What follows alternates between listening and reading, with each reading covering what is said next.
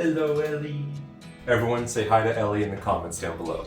Howdy y'all, and welcome back to Beaker Studios. I'm Michael. I hope you all had a Merry Christmas. Wanted to make a quick video today showing the haul that I got from my loved ones, as well as talking a bit about what you can expect from this channel in 2026. We're going to start with the haul if that's all you want to see, and then afterwards we'll finish up with the update. Let's get started. I guess I was on the nice list this year. Here is the wonderful bounty that I've received this year. Thank you to everyone who gave me a gift. We can start with the big one.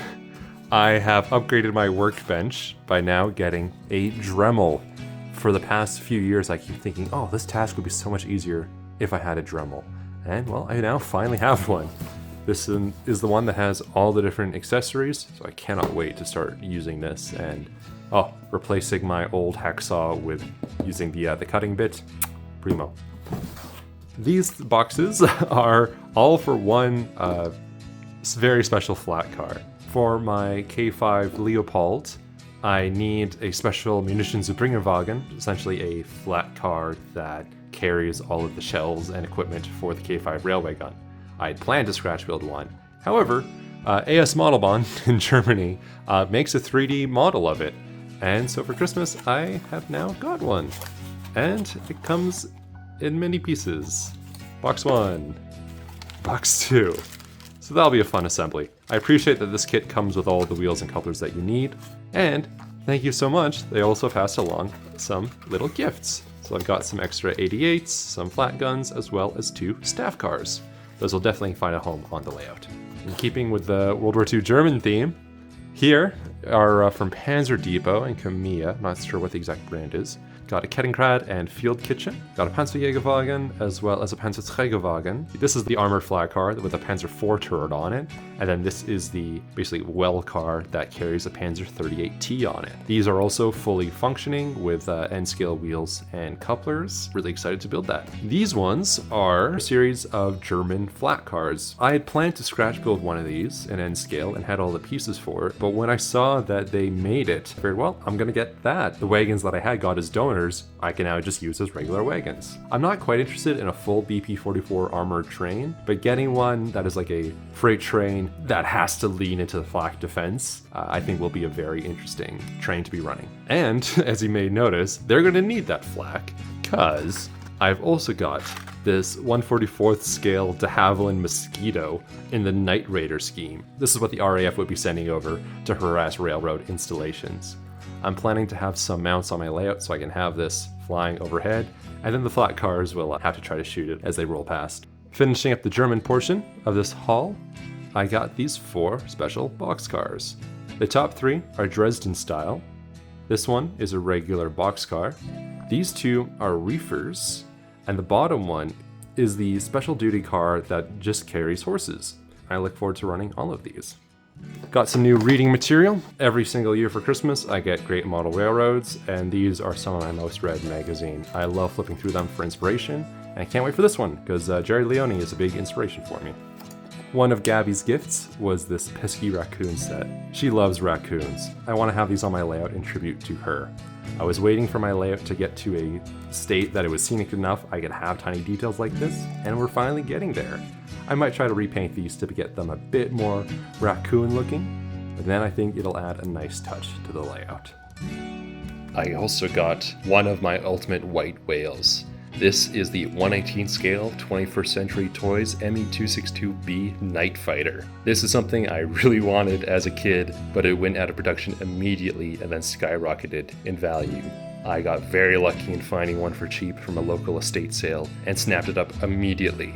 This is so cool. Not only is it immense, but it has all the details you could want. Full interior with all the dials and levers, opening engine compartments, gun compartments. It looks amazing, and now I just need to find a way to mount it to the wall to display it. And that's my Happy Christmas haul. Let me know what your favorite thing was, and which one you'd like to see a video of first.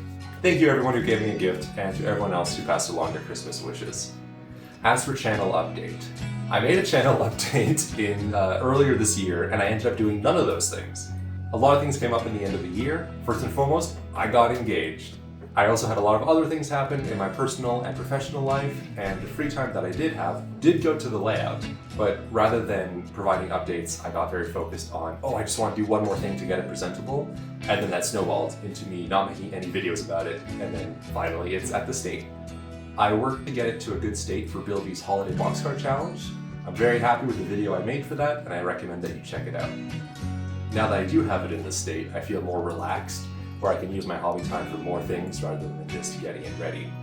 I've now registered for Super Train 2026, which is the biggest model train show in Canada. My layout is now in a running state. Now it's to get it to a higher state that I'm really proud to share, and has all the little details that make it uniquely mine. All my little scratch build details, my other customizations, as well as depicting wartime railroads in N-scale.